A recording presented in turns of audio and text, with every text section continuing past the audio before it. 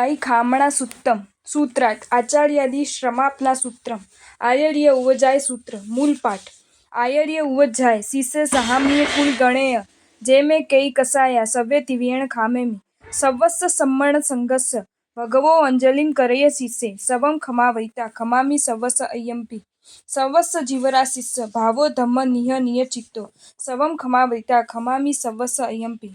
संस्कृत छाया आचार्य उपाध्याय शिष्य सात धर्मिके कुल गणे चे ये में केपि कृता कषाया सर्वान् त्रिविधेन शमयामि सर्वस्य श्रमण संगस्य भगवतो अंजलि कृत्वा शीर्षे सर्व शमयित्वा शाम्यामि सर्वस्य अहम अपि सर्वस्य जीवराशे भावत धर्म निहित निज चित्त सर्वं शमयित्वा शाम्यामि सर्वस्य अहम अपि। सामान्य અને વિશેષ આયર્ય ઉપાધ્યાય એટલે આચાર્ય ઉપાધ્યાય આચાર્ય અને ઉપાધ્યાય પ્રત્યે આચાર્ય અને ઉપાધ્યાયના સંબંધમાં શિષ્ય એટલે શિષ્ય ઉપર જે શિક્ષણ આપવા યોગ્ય હોય ઉપદેશ આપ્યા યોગ્ય હોય તે શિષ્ય શાસિતુમ યોગ્ય શિષ્ય વિશિષ્ટ અર્થમાં સ્વહસ્તે દીક્ષિત શિક્ષિત થયેલો ચેલો તે શિષ્ય તેના પ્રત્યે સહામ્યે એટલે સાધર્મિકે પ્રત્યે સામાન ધર્મી પ્રત્યે કુળ ગણે એટલે કુલ અને ગણ પ્રત્યે એથમ કુલમ વિનયમ એગિયારિસ્સ સંતઈ જાઉ તિન્હ કુલાણ મિહોપુન સા વેખાણમ ગણો હોય. અહીં એક આચાર્યની જે સંતતિ તે કુલ જાણવું અને પરસ્પર અપેક્ષા રાખનારા એવા ત્રણ કુલોનો સમુદાય એક ગણ થાય છે. એટલે ચ અને જે મેં કેઈ કસાયા એટલે યે મેં કેપી કૃતા કષાય એટલે મેં જે કોઈ કષાયા કર્યા હોય સવ્ય એટલે સર્વેને તિવિહેન એટલે ત્રણ પ્રકારે ત્રિવિધ એટલે મન વચન અને કાયા એ ત્રણ પ્રકાર ખામેમી એટલે ખમાવું છું સહન કરાવું છું ક્ષમા માંગુ છું. ક્ષમામ ગ્રાહયામી તેપી સત્વા મહી વિષય કલુષ્ટામ વિમુચ્ય શામ્યંતુ તિતિક્ષા સુમણસો ભવંતુ એટલે વિતરાગ સૂત્ર. સવસ સર્વ આ પદ શ્રમણ સંઘનું વિશેષણ છે. શ્રમણ સંઘર્ષ શ્રમણ સંઘને શ્રમણોને સંઘ શ્રમણ પ્રધાન સંઘ તે શ્રમણ સંઘ તેને અથવા શ્રમણ પધાણો યત્ર સ સાધુ સાધ્વી શ્રાવક શ્રાવિકા સંઘ ચતુર્વિધ સંઘ શ્રમણ સંઘ જેમાં શ્રમણ પ્રધાન છે એવા સાધુ સાધ્વી શ્રાવક શ્રાવિકા રૂપ ચતુર્વિધ સંઘ તે શ્રમણ સંઘ. ભગવો એટલે પૂજ્યને અંજલિ અંજલિમ એટલે અંજલિ બે હાથ જોડવા તે કર્ય એટલે કરીને શીશે એટલે મસ્તક પર સવ્વમ એટલે સર્વને ખમાવૈતા એટલે સહન કરાવીને ખમાવીને ક્ષમા માંગીને ખમામી એટલે ખમું છું સહન કરું છું ક્ષમા કરું છું. ક્ષમામ ગ્રાહયામી તેપી સત્વામયી વિષય કલુષ્ટામ વિમુચ્ય શામ્યંતુ તિતિક્ષા સુમણસો ભવંતુ.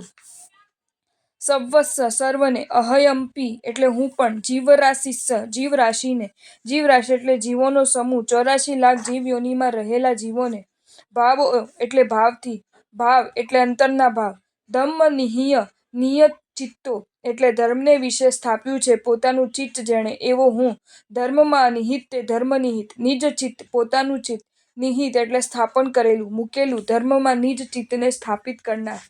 તાત્પર્યોર્થ આયર્યાય ખામણા સૂત્તમ આ સૂત્ર વડે આચાર્યાદિને ખમાવવા આવે છે તેથી તેનું નામ આયર્ય ખામણા સૂત્તમ રાખેલું છે. તેના પહેલા બે પદો પરથી તે આયર્ય ઉવજાય સૂત્ર તરીકે પણ ઓળખાય છે.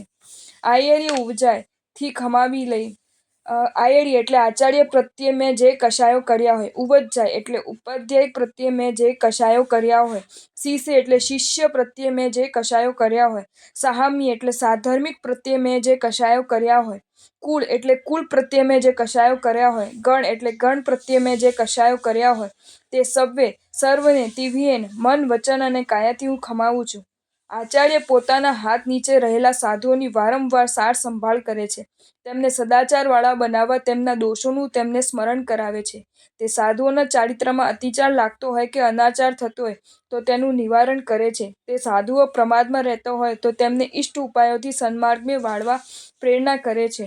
ચોયણા અને કદાચ જરૂર પડે તો વારંવાર પ્રેરણા કરીને અથવા કઠોર શબ્દો કહીને પણ તેમને સદાચારમાં સત્ક્રિયામાં પ્રવર્તાવે છે.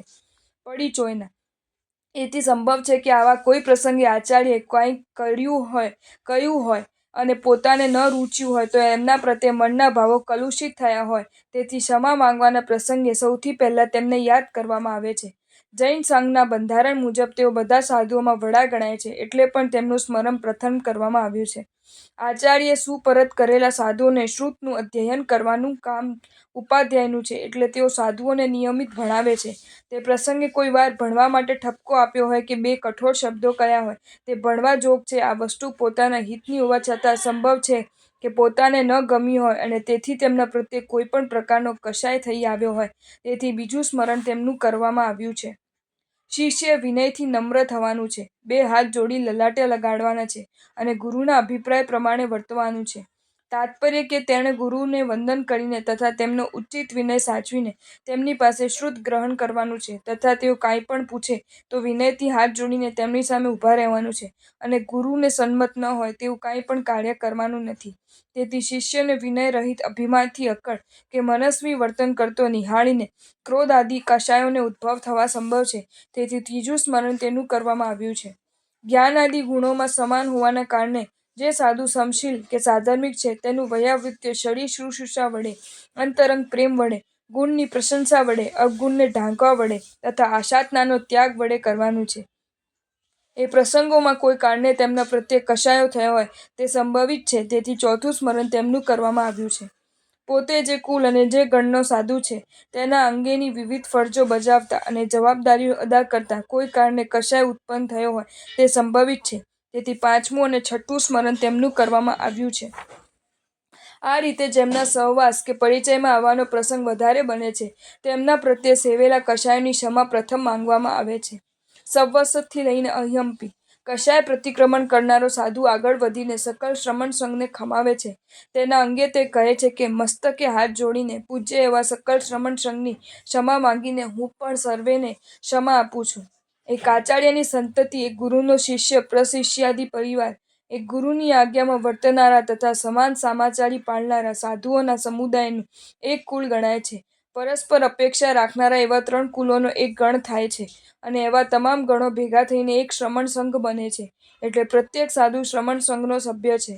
આ અંગે રજૂ કરેલા આદર્શોને જીવનમાં ઉતારવાનો પ્રયત્ન કરવો તથા તેને ઘડેલા નિયમોનું પાલન કરવું અને તેમ કરીને તેનું ગૌરવ વધારવું એ પ્રત્યેક શ્રમણનું કર્તવ્ય છે. આ કર્તવ્ય પાલનમાં કોઈ પણ કારણે શિથિલતા આવી હોય અથવા તેના આદર્શો, નિયમો કે વ્યવસ્થા પ્રત્યે કોઈ પણ પ્રકારનો કશાય ઉદ્ભવ્યો હોય તેની ક્ષમા માંગીને હૃદયનો ભાર હલવો કરવામાં આવે છે તથા પોતે પણ તે બધાના સંભવિત દોષોની ક્ષમા આપીને વેરની વિષમ વૃત્તિમાંથી મુક્ત થાય છે. છેવટે કશાય પ્રતિક્રમણ કરનારો સાધુ સર્વ જૈવરાશિના જીવો પ્રત્યે થયેલા કશાયોની ઉદયની ક્ષમા માંગે છે. તે કહે છે કે હું અંતઃકરણની સાચી ધર્મભાવનાપૂર્વક જીવરાશિના સકલ જીવોને તેમને પ્રત્યે થયેલા કશાય અંગે ક્ષમા માંગુ છું અને તેમને પણ ક્ષમા આપું છું. સાધુતા એ વિશ્વ મૈત્રીનું વ્રત હોઈને સકલ જીવો પ્રત્યે મૈત્રી ભાવ જળવાઈ રહે તેમ કરવાની પ્રત્યેક સાધુની ફરજ છે. આમ આ ભાવના દ્વારા કોઈ પણ જીવ પ્રત્યે થયેલા કશાયમય વર્તનની ક્ષમા ઈચ્છવામાં આવે છે. તે પોતાના હૃદયમાં કોઈને માટે વૈર વૃત્તિ રહેલી નથી તે દર્શાવવા માટે સર્વેને ક્ષમાનું દાન કરવામાં આવે છે. અર્થસંકલના આચાર્ય, ઉપાધ્યાય, શિષ્ય, સાધર્મિક કુળ અને ગ્રણ પ્રત્યે મેં જે કશાયો કર્યા હોય તે સર્વેની હું મન, વચન અને કાયાથી ક્ષમા માંગુ છું. મસ્તકે હાથ જોડીને પૂજ્ય એવા સકલ શ્રમણ સંઘની ક્ષમા માંગીને હું પણ સર્વેને ક્ષમા આપું છું. અંતઃકરણની સાચી ધર્મભાવનાપૂર્વક જીવરાશિના સકલ જીવોની ક્ષમા માંગીને હું પણ તેમને ક્ષમા આપું છું. સૂત્ર પરિચય પ્રતિક્રમણનો વ્યાપક અર્થ એ છે કે મિથ્યાત્વમાંથી પાછા ફરીને સમ્યક્ત્વ આવવું, અવીરતામાંથી પાછા ફરીને વીરતિમાં આવવું, પ્રમાદમાંથી પાછા ફરીને સંયમ માર્ગમાં ઉત્સાહિત થવું અને કશાયમાંથી પાછા ફરીને કશાય રહિત થવું કે ચારિત્ર્યની નિર્મલતાને પ્રાપ્ત કરવી. આ કારણે પ્રતિક્રમણની ક્રિયામાં કશાયની ઉપશાંતિને મહત્વનું સ્થાન આપવામાં આવ્યું છે. કશાયની ઉપશાંતિ 4 ગુણોથી થાય છે: ક્ષમાથી, નમ્રતાથી, સરળતાથી અને સંતોષથી. એટલે ક્ષમા માંગવી અને ક્ષમા આપવી. ગુણ શ્રેષ્ઠોની શ્રેષ્ઠતાનો સ્વીકાર કરીને નમ્ર બનવું, સરળ ભાવે સર્વ દોષોનો આલોચના કરવી અને યથાશક્તિ પ્રત્યાખ્યાન કરીને સંતોષ વૃત્તિને ધારણ કરવી એ પ્રતિક્રમણના મુખ્ય અંગો છે. આ બધા અંગોમાં ક્ષમાનું સ્થાન મુખ્ય છે, કારણ કે તેના વડે જીવનનો સર્વ વ્યવહાર શુદ્ધ, યોગ્ય અને આદર્શ બને છે. પ્રસ્તુત સૂત્ર તે માટે ખાસ યોજાયેલું હોવાથી તેનું નામ ખામણા સૂક્ત છે અને તેમાં આચાર્યથી શરૂ કરીને સર્વની ક્ષમા માંગવામાં આવે છે. તેથી આયર્યાય ખામણા સૂક્ત કહેવાય છે. સાધુએ કોઈ પ્રત્યે કશાય કરવાનો હોય નહીં અને કદાચ કોઈ કારણસર થઈ ગયો હોય તો તરત જ તેની ક્ષમા માંગવાની છે. આ ક્ષમા માંગવાની શરૂઆત તે પોતાના આચાર્ય અને ઉપાધ્યાયથી કરે છે અને ક્રમશ શિષ્ય, સાધર્મિક, કુલગણ, શ્રમણ સંઘ અને અંતે સમસ્ત જીવરાશિના જીવોને પણ ખમાવે છે. જ્યાં પ્રત્યેક સાયંકાલે, પ્રત્યેક પ્રાતઃકાલે, પ્રત્યેક પક્ષના અંતે, પ્રત્યેક ચાતુર્માસના અંતે અને પ્રત્યેક વર્ષના અંતે આ રીતે હૃદય દર્પણને સ્વચ્છ કરવામાં આવતું હોય ત્યાં વેર, ઝેર, ક્લેશ, કંકાસ કે કોઈ પણ જાતની કડવાશનો ડાઘ ટકી રહેવાનો સંભવ નથી. એટલે આ જાતની ક્ષમા યાચના પોતાના નિકટવર્તી જનોમાં નિખાલસતાની હવા ઉત્પન્ન કરે છે. ગણ અને સમુદાયમાં પરસ્પર સાધર્મિક સ્નેહ અને પ્રસન્નતાની ભાવનાને જન્મ આપે છે. સમસ્ત શ્રમણ સંઘમાં ઐક્ય જાળવાઈ રહે તેવું આદર્શ વાતાવરણ ખડું કરે છે અને એ જાતનું આદર્શ વાતાવરણ તેને મોક્ષ સાધનામાં મદદ કરે છે અને એકે એવી જાતનું ભાવ બળ સમર્પિત કરે છે કે જેને લીધે તે કશાયની કાલિમાને પુનઃ ધારણ કરતો નથી. ટૂંકમાં આ સૂત્ર ક્ષમાના ઉચ્ચ આદર્શને જીવનમાં ઉતારવા માટે અતિ ઉપયોગી છે અને સર્વ મુમુક્ષુઓને ઉત્તમ પ્રકારનું માર્ગદર્શન આપે છે. પ્રકીર્ણક. આ સૂત્રની પહેલી 2 ગાથાઓ આવશ્યક સૂત્ર ચૂર્ણિમા અને 3 ગાથાવાળો આખો પાઠ શ્રી હરિભદ્રસૂરીકૃત આવશ્યક સૂત્રની ટીકામાં મળે છે.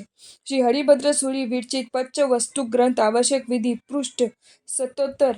આ ગાથા 469, 470, 471 તરીકે છે.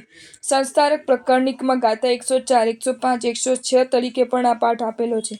સૂત્રની ભાષા આશ પ્રાકૃત છે.